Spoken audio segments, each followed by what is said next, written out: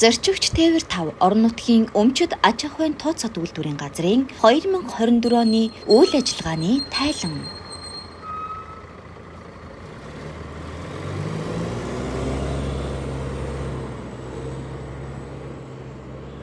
Удирдлага зохион байгуулалтын талаар нийслэлийн иргэдийн төлөөлөгчдийн хурлын 2024 оны 28 дугаартай тогтоолоор зорчигч Тээвэр 5 орон нутгийн өмчөд аж ахуйн тооцоод үйлдвэрийн газрыг 2024 оны 2 дугаар улиралд байгуулах шийдвэр гарсны дагуу нийслэлийн засаг даргын мөн оны А847 дугаартай захирамжаар тус газрыг захирал болон удирдлага 3 бааз 5 хэлтэс 1 тасаг 2 алба 931 ажилтнтайгаар бүтэц орон тооны дээд хязгаарыг тогтоон баталснаар үүсгэн байгуулагдаж газрын захирлаар бат заяаг томилсон байна.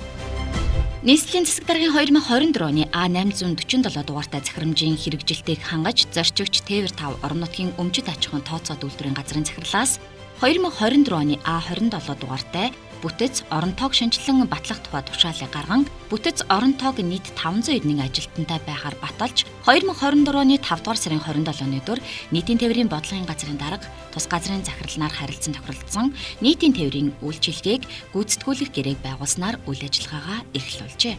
Хүн хүч хүний нөөцийн талаар тус газрын өнөөдрийн байдлаар удирдлага 1, 2, 3 дугаар бааз, захиргааны удирдлага, санхүү бүртгэл, тээвэрлэлт үйлчилгээ, техник технологи, дотоод аудит, хяналт шалгалтын гэсэн 5 хэлтэс, аж ахуйн 1 тасаг, худалдан авах ажиллагаа, хөдөлмөрийн аюулгүй байдал, эрүүл ахуй гэсэн 2 албаны бүтэцтэйгээр нийт 591 ажилтны орон тоотоогоос 458 алба хаагч ажилтнтай хөдөлмөрийн гэрээ, нууцын гэрээ, өмч хамгаалах гэрээ байгуулах үйл ажиллагаагаа хэрэгжүүлж хүний нөөцийн нөхөн хангалт 77.4% байна. Захирлын зөвлөлийн хурал тушаалын тоо шийдвэрлсэн асуудал хүргүүлсэн үүрэг ажлын чиглэлийн хэрэгжилтийн талаар захирлын дэргэдэх зөвлөлийн ээлжид 1-3 дугаар хурал захирлын шуурхай 1-8 дугаар хуралдааныг зохион байгуулж зөвлөлийн хурлаас өгсөн 8 удирдах ажилтны шуурхай хуралдаанаас өгсөн 89 үүрэг даалгаврын хэрэгжилтийг хангуулж ажилд орох 553 шилжүүлэн томилох 24 хөдөлмөр эрхлэлтийн харилцаа цуцлах 67 өөрийн хүсэлтээр чөлөөлөгдөх 49 захиргааны чөлөө хүсэх 12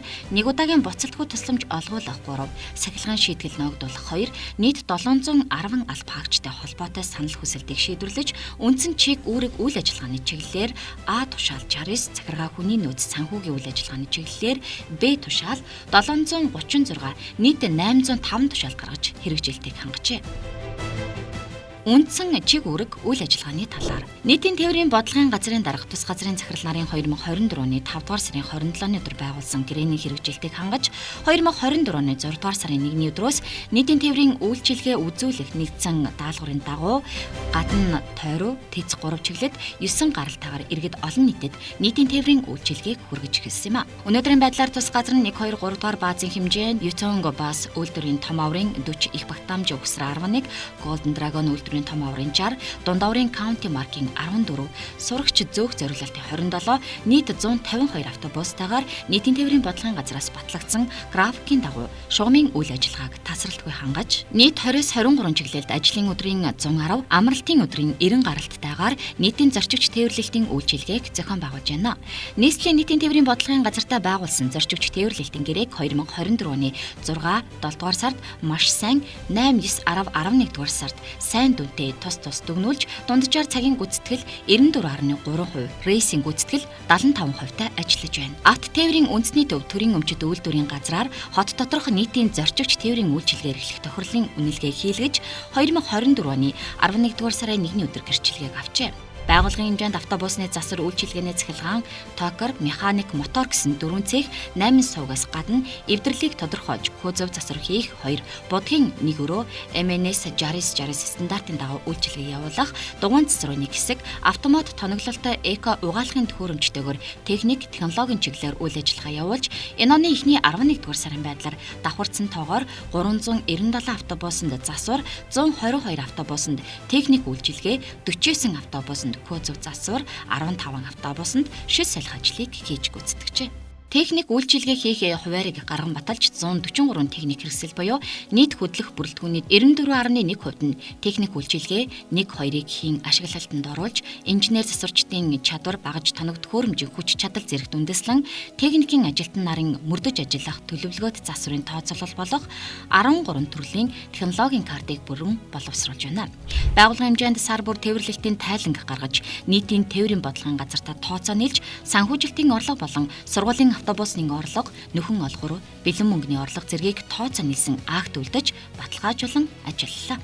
Тайлант хугацаанд нийт 51 иргэн аж ахуйн нэгж байгууллагатай худалдах, худалдан авах ажил гүйцэтгэх гэрээ, 3 иргэнтэй хөлсөөр ажиллах гэрээг тус тус байгуулж, гэрээ дүгнэх акт үйлдүүлэн, гэрээний хэрэгжилтийг хангуулж, зөрчилд дутагдaltaгүй ажилласан. Байгууллагын 2024 оны худалдан авах ажиллагааны төлөвлөгөөг баталж, хэрэгжилтийг ханган нийт 19 төсөл арга хэмжээний 24 багцыг нээлттэй тендер шалгаруулалтын аргаар 9 удаа харьцуулалтын аргаар 10 удаа, ерөнхий гэрээний аргаар 1 удаа, гэрээ шууд байгуулах аргаар 1 төсөл арга хэмжээний нийт 20 удаагийн тендер шалгаруулалтыг зарлаж, худалдан авах ажиллагааг тус тус зохион байгуулж, гүйцэтгэл 92% байна. Хөдөлмөрийн аюулгүй байдал, эрүүл ахуйн тухай хуулийн хэрэгжилтийг ханган байгууллагын хэмжээнд болон 1, 2, 3 дугаар баазуудын ажлын байрны үзлэг шалгалтуудыг тогтмол хийж, аюултай эрсдэлтэй нөхцөлд үнэлэлт дүгнэлт өгч, галын тохиоллын систем суйрлуулах ажлыг зохион байгуулж, 4 ширхэг иж бүрэн галын сараг 5 кг-жинтэй 118 ширхэг галын хорыг, галын самбар том 3 ширхэг, жижиг 5 ширхэгийг тус тус байршуулж,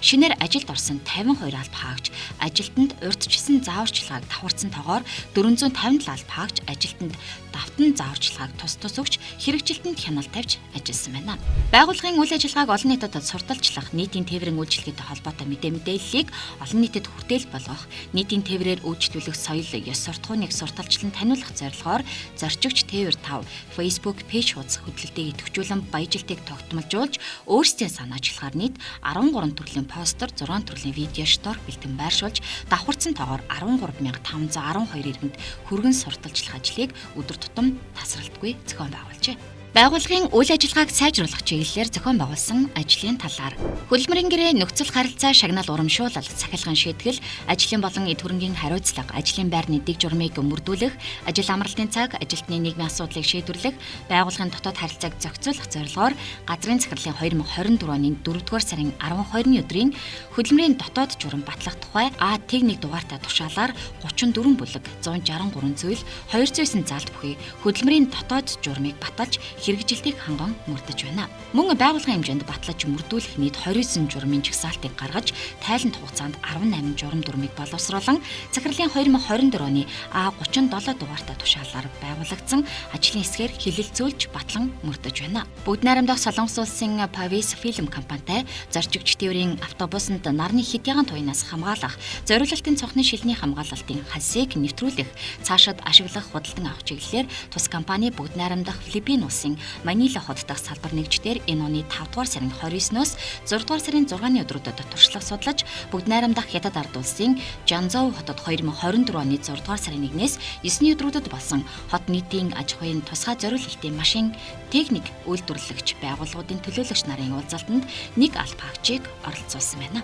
Golden Dragon маркийн автобусны ном хатуу ашиглалтын хугацаанаас өмнө хугарч эвдэрч байгаатай холбогдуулан шийдвэрлэх боломжит аргыг тодорхойлох, судалгаа хийж туршилтаар 8 автобусанд Devo 106 маркийн автобусны номыг тааруулан тавих ажлыг санаачлан хэрэгжүүлснээр жолооч, зорчигч нарын аюулгүй тав тухтай орчинд зорчих боломж бүрдэж, эргономик үзүүлэлтүүд дэвшиллээ. Шугамд замд явж байгаад эвдэрсэн 16 ажиллах боломжгүй байсан 5 нийт 21 автобусны хий хураах, зориулалттай автоматыг бүрэн засварлаж, буцаан суйрлуулан ашиглаж, төсөвт 11 сая 550 мянган төгрөгийн хэмнэлт гарган цаашид хэрэгжүүлж болох автомат засварлах дэвшилтэт технологийн үйл ажиллагаанд нэвтрүүлсэн. Автобусны туслах материалыг солих, хуучин тосыг цуглуулах хэсгийг засварлан ашиглалтанд оруулснаар шинэ тос маслыг тусгай зориулалтын хоолоогоор шахаж, автобусны мотор руу оруулах, хуучин ашигласан тосыг буцаан соруулж авахд хялбар болсон. Хуучин ашиглах боломжгүй автобусны дугуйг сэргээж, шинээр хэн нагт хөрөмжүүдийг засварлан бүрэн ашиглалтад оруулж,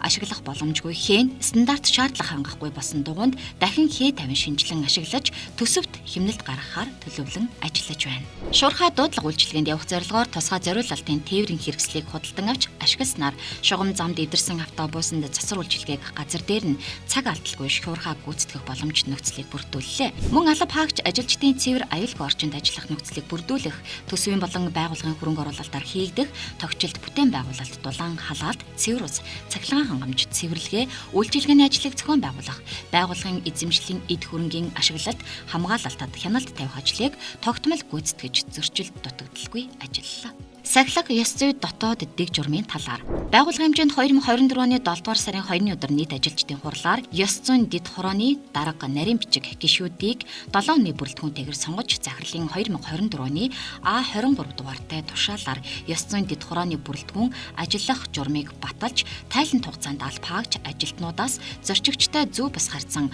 байгууллагын дотоод журам зөрчсөн, нийтийн тээврийн үйлчилгээний стандарт зөрчсөн зэрэг нийт 15 зөрчлийг дотоод хяналтаар илрүүлсэнийг ёс зүйн хорооны хурлаар хэлэлцэж, 2 гомдол нотлогдохгүй буюу арга хэмжээ тооцох үндэслэлгүй 10 гомдолд ажилтан ёс зүйн хэм хэмжээ зөрчсөн, захирлагын арга хэмжээ тооцоолох, нэг зөрчилд хөдөлмөр эрхлэлтийн харилцааг дуусгар болгох санал гарган, зөрчил гарсан ажилтнанд танилцуулж, захирлын зөвлөлийн хурлаар хэлэлцүүлж шийдвэрлүүлсэн. Тайлант хугацаанд засгийн газрын 11 төвд нэг иргэнээс гаргасан гомдлыг хүлээн авч, шалгаж зөрчил гарсан нэг жолоочод урамшуулалт цалинг 10% бууруулах хариуцлага тооцох саналыг гаргаж шийдвэрлүүлсэн байна.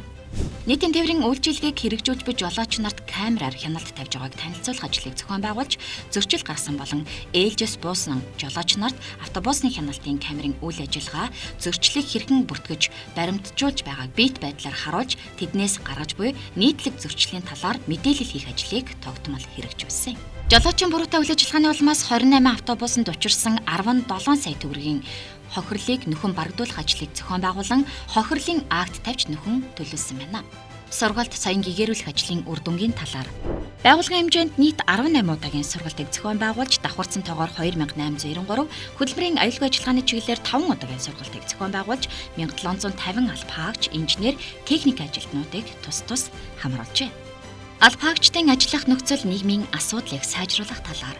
нийслэлийн иргэдийн төлөөлөгчдийн хурлын 2024 оны машин цагийн зардлын шинжилэн батлах тухай 26 дугаар тогтоол нийслэлийн засаг даргын 2024 оны машин цагийн зардлын задаргааг шинжилэн батлах тухай А290-р цаграмж байгууллагын хөдөлмөрийн дотоод журмын 26 дугаар зүйлийн 26-гийн 1 дахь заалтыг тус үндэслэн, тус газрын захирлын 2024 оны цалингийн сүлжээ батлах тухай А-4 бүтэц орон тог шинжилэн батлах тухай А38 дугаар тушаалыг тус гаргаж, нийт албаагч ажилтнуудын үндсэн болон нэмэгдэл цалингийн сүлжээг 25%-аар нэмэгдүүлэн тогтоож 2024 оны 9 дугаар сарын 1-ний өдрөөс хэрэгжилтийг хангасан. Албаагч ажилтнуудын эрүүл мэндийг хамгаалах урьдчилан сэргийлэх зорилгоор 1, 2, 3 дугаар бааз дээр хөдөлмөрийн аюулгүй байдал, эрүүл ахуйн албаны их эмч нар өдөр бүр нийтийн тээврийн үйлчилгээний жолооч болон ээлжинд ажиллаж байгаа албаагч ажилтнуудад эмчийн үзлэг зөвлөгөө өгч ажиллаж байна. Сквотер дүүргийн эрүүл мэндийн төвтэй хамтран ажиллахаар 2024 оны 11-р сарын 8-ны өдөр 1 жилийн хугацаатай гэрээг байгуулж, 11 төрлийн эрүүл мэндийн урьдчилан сэргийлэх үзлэг шинжилгээнд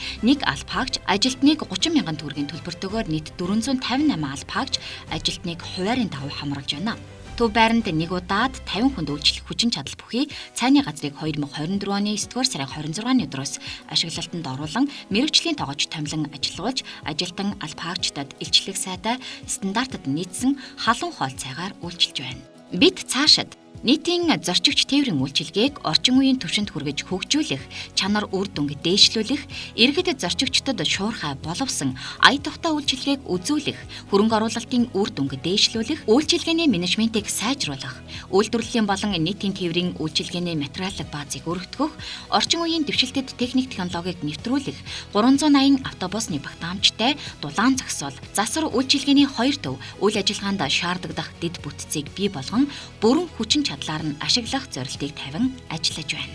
Анхаарал хандуулсан та бүхэндээ баярлалаа.